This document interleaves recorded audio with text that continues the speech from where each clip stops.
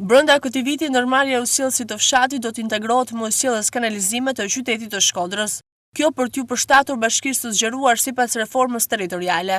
Drejtori i ndërmarrjes së ujësjellësit qytet, Mark Molla, bëri të ditur se procedurat në këtë rast po kryhen mbështetur në vendimet të qeverisë numër 70 të datës 27 janar të këtij viti, ku përcaktohet mënyra se si do të bëhet shkrirja e këtyre ndërmarrjeve në një të vetme. Jena në fazën e parë të ngritjeve të komisionit dhe të rekordimit me ujësjellësin fshat gjithmonë në krye grupeve të punës është Bashkia e Shkodrës, që është bashkia me numrin më të madh të aksionerëve të ndërmarrjes së ujësjellësit fshat. Bashkëpunimi realisht me njësitë administrative është i shkëlqyeshëm, është i mirë, gjithmonë korrekt në analizit.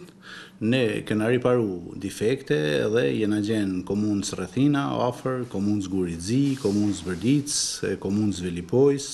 Si mas raste kuptohet se edhe ndërmarrja e ujësjellësit fshat ka qenë në krizë për sa i përket financave, se për vetë faktin që grumullimi i të ardhurave ka qenë i dobët.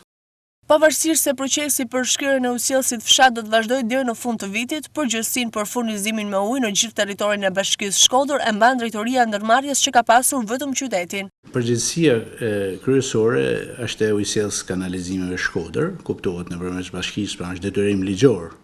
Joni që ne kena detyrë me i shërbyer çdo klientit, çdo abonentit, çdo familjarit, dhe është absurde me menuar në 2016 që mos kenë ujë që secili ujë të pijshëm në shtëpinë e vet, në banesën e vet, në biznesin e vet aty ku i nevojitet. Në këtë kuadër riorganizimi, një vëmendje e veçantë do t'i tregohet plazhit të Velipojës. Do të ndërhyjet fuqishëm Velipojës, është zonë turistike dhe është zona e plazhit. Njëkohësisht është edhe një risi e veçantë atje impianti ujinave të zeza, pra turistat nuk do të kenë më frikë nga uji i ndotur që përzihen ujinat e ndotura me ujin e detit, por do të jetë impianti ujinave të zeza që i mbledh në gjithë zonën e Velipojës dhe i pastron, kuptohet sipas parametrave që ka të përcaktuar. Impianti është në fazën e tretë ose përfundimtare dhe ai është vu pjesërisht në punë, por deri në fillim qershor, deri në fillim të sezonit turistik, ai do të vëhet 100% në punë, do të jetë aktiv në punë. Gjatë këtij viti janë programuar ndërhyrje tërësore edhe në rrjetin e ujësjellësit të 3 lagjeve periferike të qytetit. Por për këtë projekt ka një hezitim nga specialistët, pasi kërkojnë që të bëhen gati edhe projektet e segmenteve të tjera të infrastrukturës për këtë, me qëllim që të punohet frontalisht dhe jo njëri të ndërtojë sot e tjetri të dëmtojë nesër.